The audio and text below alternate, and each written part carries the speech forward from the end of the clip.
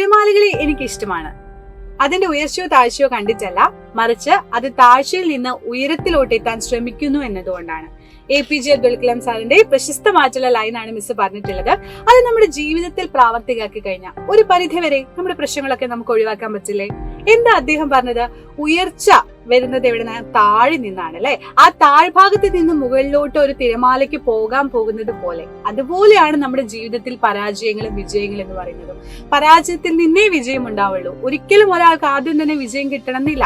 ഒരുപാട് പരാജയങ്ങൾ ഏറ്റുവാങ്ങി അതിൽ നിന്ന് ഇൻസ്പിറേഷൻ ഏറ്റെടുത്തായിരിക്കും ചിലപ്പോൾ അവർ വിജയത്തിലോട്ട് എത്തുന്നത് അല്ലെ. നിങ്ങളുടെ ജീവിതത്തിൽ നിങ്ങൾ പ്രാവർത്തികമാക്കേണ്ട ഒരു കാര്യം അത് തന്നെയാണ്. പല കുട്ടികളും, പലരായിക്കോട്ടെ, ഒരുപാട് മക്കൾ പറഞ്ഞു കേട്ടിട്ടുള്ളതാണ്, മാർക്ക് കുറയുന്നു മിസ്സേ, എനിക്ക് പേടിയാണ്, എനിക്ക് ടെൻഷനാണ്, എങ്ങനെ ഞാൻ എക്സാം എഴുതാന്നുള്ളത്. അപ്പൊ നിങ്ങൾക്ക് ഓരോരോ പരീക്ഷകൾ വരുമ്പോഴും അതൊക്കെ നിങ്ങളുടെ ജീവിതത്തിന്റെ ചെറിയതായിട്ടുള്ള പുസ്തകത്തിലെ ചെറിയ ഏട് മാത്രമാണ്. വലിയ കാര്യങ്ങൾ ഒരുപാട് നിങ്ങൾക്ക് ഇനി വരാൻ കിടക്കുന്നതേ ഉള്ളൂ അല്ലെ. അപ്പൊ ഒരു ചെറിയ പരീക്ഷയിൽ നിങ്ങൾ ചിലപ്പോൾ ഫസ്റ്റ് ഇപ്പൊ മിസ് പറയുകയാണെങ്കിൽ ഓണപരീക്ഷയിൽ ചിലപ്പോൾ മാർക്ക് കുറഞ്ഞു എന്ന് വന്നാൽ നമുക്ക് അടുത്ത പരീക്ഷയിൽ അത് എന്ത് ചെയ്യാം? റെക്ടിഫൈ ചെയ്യാം. അത് കഴിഞ്ഞ് നിങ്ങൾക്ക് പബ്ലിക് എക്സാം വരാൻ പോകുന്നു. ഇങ്ങനെ സ്റ്റെപ്പ് ആയിട്ട് നിങ്ങൾക്ക് ഒരുപാട് പരീക്ഷകളും ഒരുപാട് സ്കോളർഷിപ്പ് എക്സാമുകളും കാര്യങ്ങളൊക്കെ നിങ്ങൾക്ക് എന്താണ് ഇനി ലൈഫിലോട്ട് വരാൻ പോവാണ് അല്ലെ. സോ ചെറിയ പരാജയങ്ങൾ, ചിലപ്പോൾ നിങ്ങൾക്ക് വിചാരിച്ച പോലെ മാർക്ക് കിട്ടിയില്ല, ഇപ്രാവശ്യം എനിക്ക് ഭയങ്കരമായിട്ട് മാർക്ക് കുറഞ്ഞു എന്നുള്ള വിഷമം നിങ്ങൾക്ക് ഉണ്ടെങ്കിൽ ഒരിക്കലും നിങ്ങൾ എന്ത് ചെയ്യരുത്, അതിൽ വിഷമിക്കരുത്. അടുത്ത പരീക്ഷയിൽ മാക്സിമം നിങ്ങൾ എഫേർട്ട് എടുത്ത് ഹാർഡ് വർക്ക് ചെയ്ത് പഠിച്ചു കഴിഞ്ഞാൽ അതിനുള്ള റിസൾട്ട് ഷുവർ ആയിട്ട് നിങ്ങൾക്ക് കിട്ടും.